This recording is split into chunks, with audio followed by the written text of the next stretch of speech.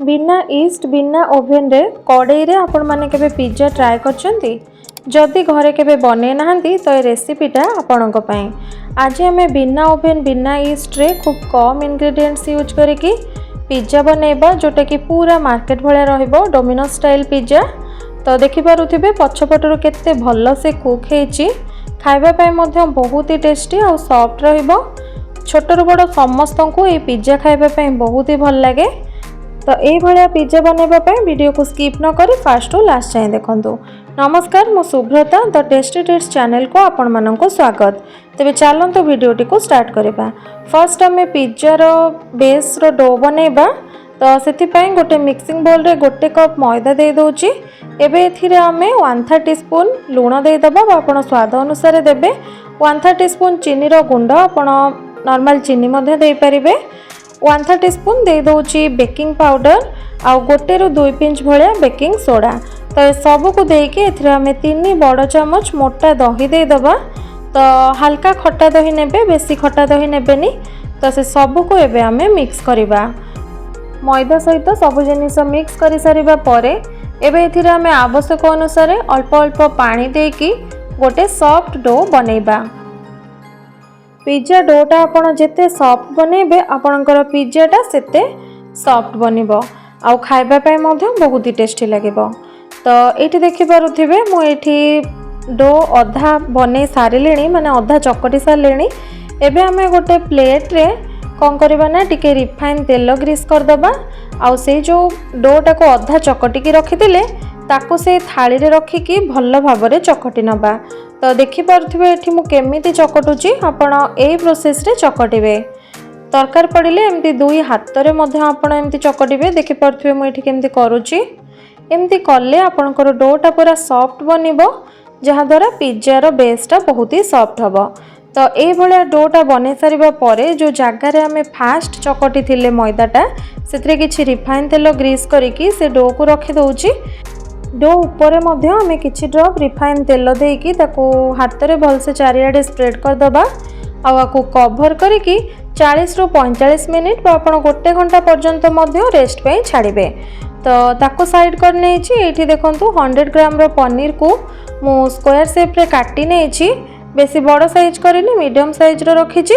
आ सेथिरे गोटे पिंच लूण आ गोटे पिंच काश्मीरी लंका गुंड देकी ताको मिक्स करि नउछि।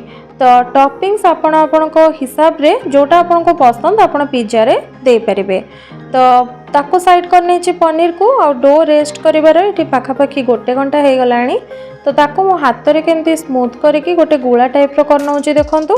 तो जेति कि मु एठी डो बनेछि एथरे मोर गोटे पिज्जा हबो। तो आपण जो प्लेट रे पिज्जा को बेक करिवे से प्लेट रो साइज अनुसार आपण को रोल करिवे, माने जेडी टे थाली हेतिबो से साइज रो आपण ए गुळाटा को बेलिबे। तो ये देखंतु फास्ट मु ताको केमती स्प्रेड कर दउची। तो किछि सुखा मैदा देके बेलुची, जहा द्वारा एटा बेलेना पेडी रे लागिबनी। तो एमती एपट सेपट करके बेलिबा आ टिके मोटा करके बेलिबा।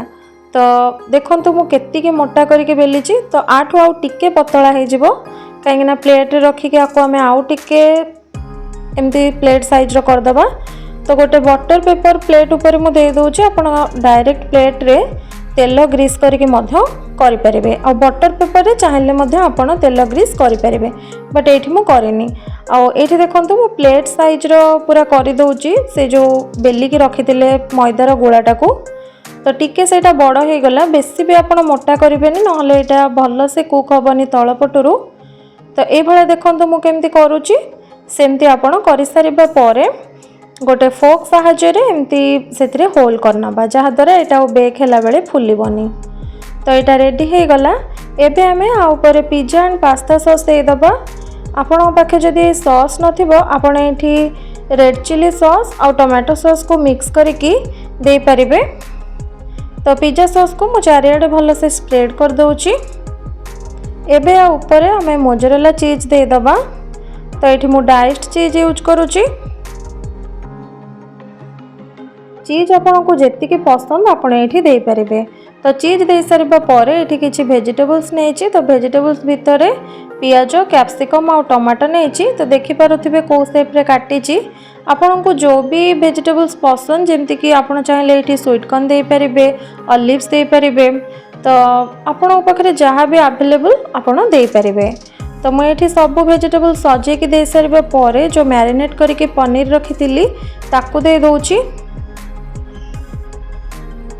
आपड़ चाहिए मशरूम को टिके भाजिकी दे पारे तो मुझे किंतु देनी लास्ट तो ऊपर आम आउ टे देदबा मोजरेला चीज दे सारा पर या ऊपर आउ टे पिज्जा सॉस ये दे दूची। यहाँ किंतु बिल्कुल ऑप्शनल अच्छी आपड़ चाहिए या स्किप करें।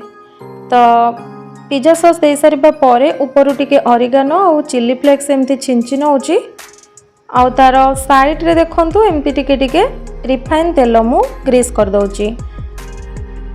आपण चाहिए ये रिफाइन तेल दे पारे न देले भी चलेबो। तो ये रिफाइन तेल को भल से देखंतु ग्रीस करी नेछि। एबे आको आमे बेक करबा।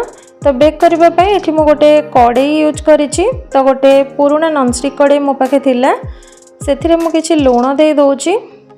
तो लूण को कड़ाईर बेस्र चारिआडे एमती स्प्रेड करके दे सारा पर या ऊपर गोटे स्टैंड रखी दउछि। जदि स्टैंड नथिबो आपण जेकोसी प्लेट को उल्टेकी रखि पारिबे। एबे आको कवर करके 10 मिनिट आमे कौन करबा ना हीट करिया पई छाड़िबा। तो एटा टिके गरम हे गला परे मु तार लीड को ओपन करके पिज्जा प्लेटा को रखी दउछि। एबे आको आमे लो टू मीडियम फ्लेम रे बेक करबा पाखापाखि 40 रु 45 मिनिट। आपन को आउटे कम टाइम ना बेसी टाइम लगी पारे। पिज्जार साइज उपर डिपेंड करे आपन को एटा केते टाइम लगे।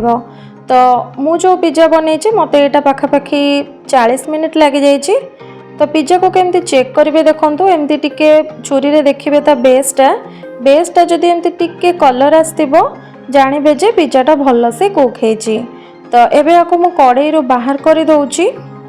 तो बटर पेपर जेहेतु मु तेल दे नथिली मते टिके बाहर करिया पई असुविधा होउछि। बेटर हबो आपण बटर पेपर रे टिके तेल लगेई देबे। तो देखंतु एटा बाहरी गला पिज्जाटा बटर पेपर रो। तो मु एठी पिठा करिका सहायरे रे देखंतु केमती बाहर करूछि और बाहरी भी गला। एबे आ ऊपर आ टिके ऑरिगानो और चिली फ्लेक्स स्प्रिंकल कर दउछि। आपण जदि पसंद नथिबो बेसी आपण स्किप करिवे। तो पिज्जा को एठी मु 4टा स्लाइस करूछि जेहेतु एटा मीडियम साइज रो पिज्जा अच्छी। तो ये देखि पारुथिबे केते अट्रैक्टिव देखाउछि। चीज भल से मेल्ट हेछि और पछपटर मध्य भल से पूरा कुक हेछि। एमती नुह कि पिज्जाटा कंचा अछि। तो खाइबा पई तो बहुत ही बढ़िया लागिबो। तो खूब कम टाइम रे ए पिज्जा को आपण माने घरे बने की रेडी करि परिबे। तो मार्केट रो न किनि की हेल्दी वे रे ए पिज्जा को बनांतु आउ एंजॉय करंतु। Thank you.